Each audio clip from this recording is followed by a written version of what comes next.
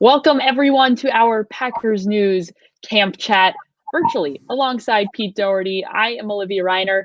Saturday, August 15th, the day that training camp officially begins for the Packers as they begin their non-padded practices. Soon, we'll be able to understand how the depth chart is going to shake out, especially at outside linebacker, a relatively thin position behind outside linebackers Preston and Za'Darius Smith and Rashan Gary. We'll talk about that more today. Before we get into it, I want to remind you, you can be a part of our conversation as always. If you're over on YouTube, Periscope, or Facebook, which are really the only three places we broadcast to. So wherever you are, leave us a comment, a question, and we will address some of those toward the end of our conversation today. Pete, Preston, and ZaDarius Smith proved to be a key part of the Packers defense last season when they came on as free agents in 2019. ZaDarius made the Pro Bowl, and Preston was not too far off behind him. However, the depth chart behind those two players is a little bit interesting for the Packers. It's largely unproven. The obvious next man up is 2019 first-round pick Rashan Gary. That being said, he only played less than a quarter of the defensive snaps in 2019. What does Gary need to prove heading into 2020 in order to earn more responsibility? Yeah, a lot. It's a high pick. I think he was number 12 overall? It was way up there. And they picked him based on, they thought they saw an enormous amount of talent there. And they describe him as a guy who's a lot like ZaDarius Smith in that he can rush from the outside, but he can also rush on the inside too. I would think in their dime defense, we'll see all three of those guys out there most of the time if they're in dime, like if it's third and 8 or more. But he's got a lot to prove because he couldn't win that number 3 job at outside linebacker last year, even though he was such a high pick. Kyler Fackrell stayed ahead of him. And, this is a guy that Packers need to make a big jump if they're going to get better on defense this year compared to last year. Pete, as you mentioned, Gary becomes the clear third outside linebacker with the departure of Kyler Fackrell to the New York Giants this past free agency. There are only a couple of other returners at outside linebacker on the roster this year, including Randy Ramsey and Tim Williams. What will the Packers be expecting out of their less experienced outside linebackers this upcoming season? Yeah, they're just looking for somebody to win the job and be the fourth guy, and probably hoping they won't have to play him too much, because that means if he does, that means somebody, either one of the Smiths or Gary got hurt, which is obviously something they're looking to avoid. I don't think either of the Smiths missed any games last year. They played a lot of snaps, and I would think, among other things, that while they want those guys on the field a lot, they might want to cut back on their snaps a little bit and get them down into the 80% range instead of, I think they were both, close to 90%, I think. ZaDarius Smith finished as the Packers' leading sack leader in 2019. However, it was a pretty close match there between him and Preston. Preston finished with 12, and ZaDarius only finished a sack and a half ahead of him. How much more do they have left in the tank heading into the 2020 season? If they have seasons like last year, I mean, that's the Packers got their monies. They overpaid, it looked like, when they signed those guys, because you have to do that in free agency, and it turns out they got their money's worth, so they didn't overpay. So if they get comparable seasons to last year, I think they'll have done just fine. Everybody wants to do better, and ZaDarius Smith is a really talented guy who keeps getting better every year. So maybe he gets up into the 17, 18 sack range. But he got a lot of pressure on the quarterback even without getting sacks. He was one of the league leaders, I think, in combined sacks and hits and hurries and all that. So I think seasons, a season like last year would be just fine, except for they need to play the run better and with more consistency, because that was a problem on defense last year. And those two were very much a part of the problem against the 49ers when the Packers got the ball just run right down their throat in the NFC Championship game. Couple question marks heading into the 2020 season. We'll see how they decide to address, especially that run defense heading in to this upcoming season. Let's move on to some of our questions over on Facebook, YouTube, and Periscope. Thank you all for joining us. We're happy to have you on this lovely Friday. First, we have our dear friend Eric wants to know, Pete, where is your mask? I'm wearing it, Eric. That's not yeah. Nice Eric, and just remote. In case everybody might not know, but Eric and I do a videotape review of all the Packers regular season games. The Monday, the day after the game, we write up a review, and Eric is our X's and O's and personnel experts, a former college football player at UW La Crosse. We always love hearing from you, Eric, and hopefully we get to see more of your video breakdowns once, and hopefully when the season starts, week 1. Before we get into some of these questions, actually, I had an emailed question from a viewer named Paul. Paul had mentioned, because of the fact that the Packers have announced that the first 2 home games of the season are not going to have fans in the stands guaranteed, how likely is it that the Packers might have some cardboard cutouts of fans in the stands, just like teams in the MLB, including the Milwaukee Brewers, have been doing? We don't have a definitive answer on that yet, but Pete, if you were to put a cardboard cutout in the stands, who would you want to see out there at Lambeau Field? I'd want to see Eric Baranczyk out there at Lambeau Field. I don't think they're going to, because I think they're covering up like the first 10 rows of the stands. Their fans, even if, I guess with cardboard cutouts they could put those there, and there's no risk of the virus. I haven't heard of any plans to do that.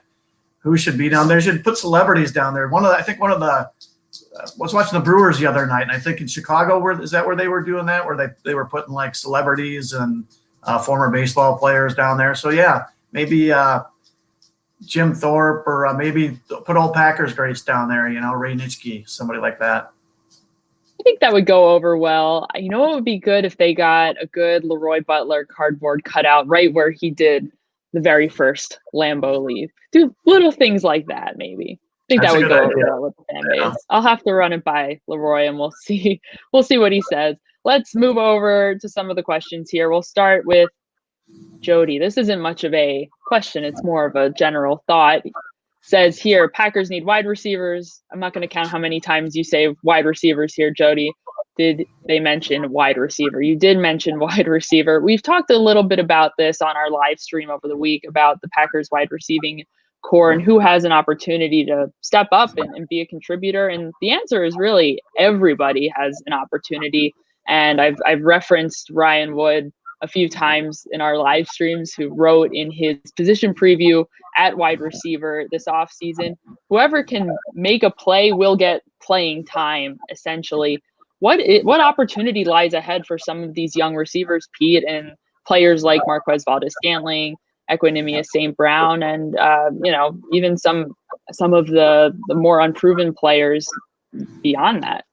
They'll all get a shot. I would think, Lazard probably comes in as the guy, as the number 2, I guess. The Packers definitely lack explosiveness at that position.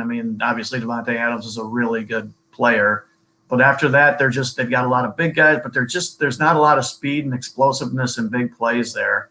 But they're changing their offense, and the tight ends are going to play more. We'll see more of Sternberger and Tanyan. If those guys do anything at all, we'll probably see them on the field together. And then drafting Dillon and Deguara in the second and third rounds, a running back and an H-back.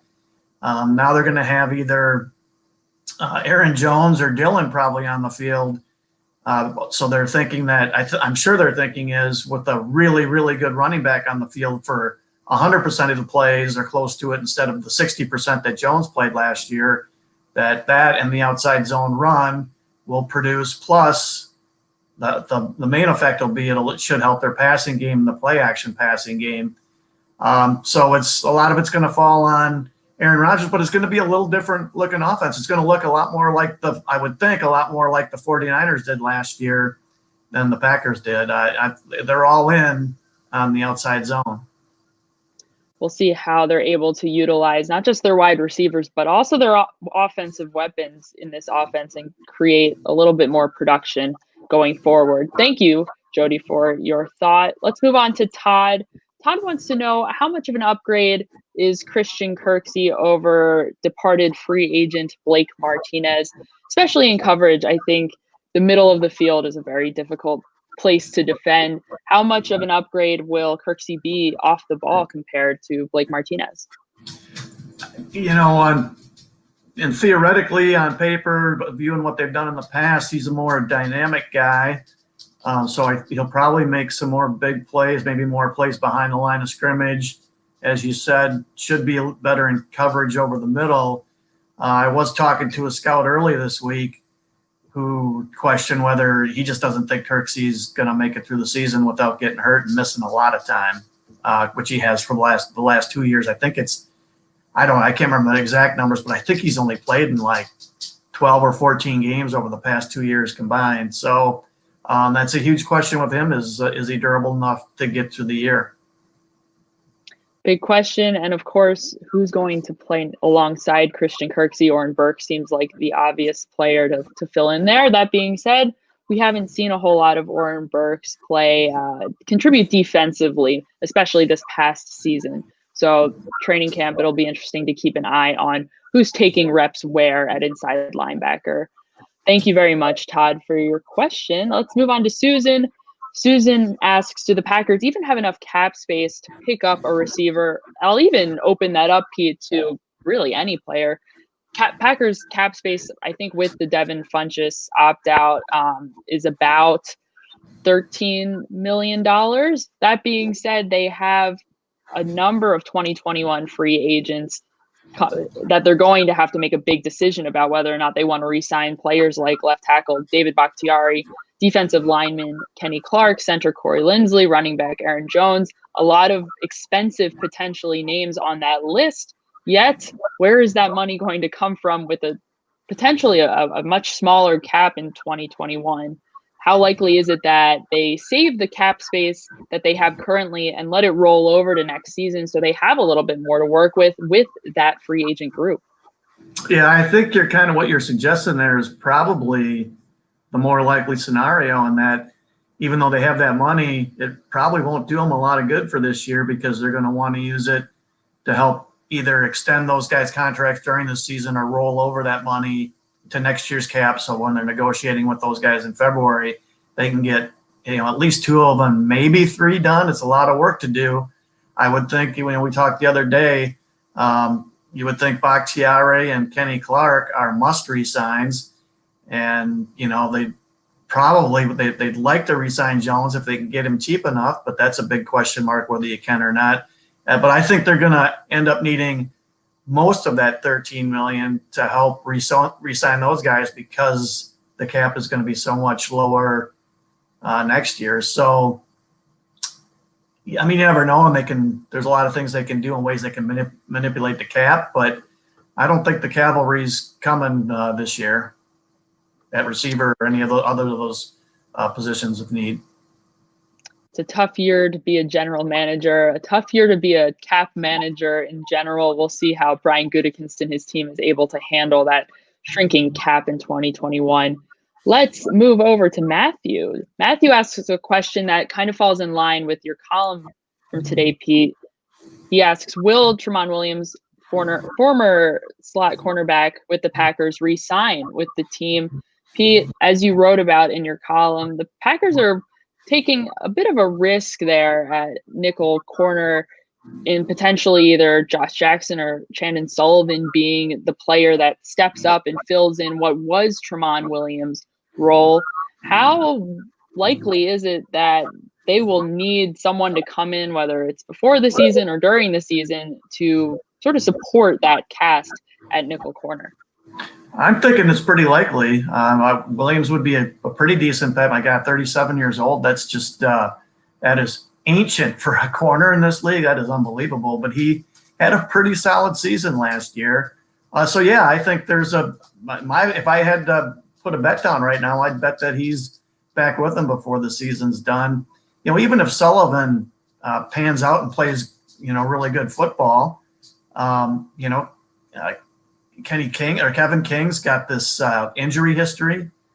Is he going to, he made it through last season, but that's the first time in 3 years that he'd gotten through a season without being hurt for an extended time. So can he make it through without getting hurt? That's their number 2 corner. And then if he does, is Josh Jackson good enough? His first 2 years have been basically a bust. So and injuries always hit, cornerbacks especially. I mean, there's no way you can get through the season unscathed at that position. So if I had to bet, I'd bet they'll have to sign somebody, and I would think Terrence Williams, because he knows the defense and keeps himself in good shape. I would think he'd be as good a bet as anybody on who they'd bring in sometime during the regular season. He is truly mind-blowing the way that he is able to come prepared year after year. We'll see where Terrence ends up. If he ends up anywhere, he is still a free agent at the moment. Thank you, Matthew. Let's move over to Daniel here. Daniel wants to know, over under, we see Packers H-back / tight end, I suppose that's what they're calling him, Josiah Degawa, roll out to at least 3 different positions this season. That's a lot of positions, Pete. What 3 could he possibly play? I know it's probably more likely that he rolls out into some sort of, I'm sure they'll try to use him in the passing game as a receiver, and they want to get him involved as a blocker as well. He was a quarterback in high school. Yeah. Get the ball in his hands, maybe? I don't know. I wish Eric were on right now, because he knows the technicalities a lot better than I do. But I think he could probably describe the 3 positions as, sometimes they'll line him up in the backfield as like a true kind of fullback. I think if you're an H-back, you basically line up, just barely off the tackle and behind the line of scrimmage, a couple of yards, or as a true tight end on the line of scrimmage. So, I think Daniel's probably right. He'll probably end up in at least those 3 different spots before it's said and done. I don't know how much. I'm assuming he's going to play a fair amount, even though he's a rookie. I wouldn't be surprised at all if he played at least a third of the offensive snaps, and who knows, maybe more if he picks things up fast enough. I'm kidding with him putting the ball in his hands. I don't think that is going to happen. Eric says yes, fullback look. So there he is, still watching. Thanks for hanging with us, Eric. Oh, we've got a good question here from Brad. I like this one. We were talking a bit about outside linebacker. However, I think maybe even it was you last season, there was some observation that perhaps Rashan Gary could be used inside a little bit more. We know that the Packers had a need, even last season, going into this season, a need for depth at inside linebacker. There's still a need at outside linebacker too. However, is there a possibility that Rashan Gary could contribute inside a little bit more this season? I kept thinking last year that, and Eric and I talked about this a lot, where I just thought, this is because Gary's a big guy. He's like 280. And, it wouldn't take much to turn him into a true defensive lineman, just a few pounds, or maybe even at his current size, he could possibly play in there. I wondered if his future in the league would actually be, with the Packers, would be as a guy who lined up inside, where he'd be more of a quick, explosive guy inside rather than just a bulldozer in there. But every time I've asked the Packers, both Gutekunst and Pettine, and I think even LaFleur, it's like that's not even on the radar, and they see this guy as an outside guy. So, but yeah, I mean, with the way they play him and ZaDarius Smith, those guys do line up inside some, and it would be more often, I think, on downs where they think it's a passing down. So yeah, you'll see him line up all over the place, but I don't think anyway that they have any plans, or it's even on their radar to make him anything close to a full-time, true inside guy. I think they see him as an outside, a little more of a speed type player than a power player. Sorry to disappoint you there, Brad. We'll see exactly what they decide to do if they decide to move him around a little bit more this upcoming season. That is going to do it for us today, everyone. It's been a really fun week getting to converse and chat with all of you. We've enjoyed it a lot. Don't worry, though. We'll be back next week having more conversations with you as the Packers get closer to getting out onto the field for training camp officially. Pete, I'm sure you're looking forward to it. I'm looking forward to it. I'm looking forward to hopefully seeing you, Pete, in person at some point coming soon, hopefully. It's been nice getting to do this virtually, but I do miss the in-person element of our jobs too. But we're being safe. We're doing our best. Yeah, it's almost like we're not even sure everybody exists anymore, right? We're all just virtual. But it will be really interesting and fun to actually see these guys on the football field playing. And like everybody else, amongst other things, you want to see what Jordan Love looks like throwing the football in person. We all do, and we will be there in some capacity. Some number of our Packers News staff will be in person at training camp. So make sure, if you haven't already, subscribe to PackersNews.com for all of your Packers news. Follow us on all of our social media platforms. For Pete, I'm Olivia. I'll see you next time.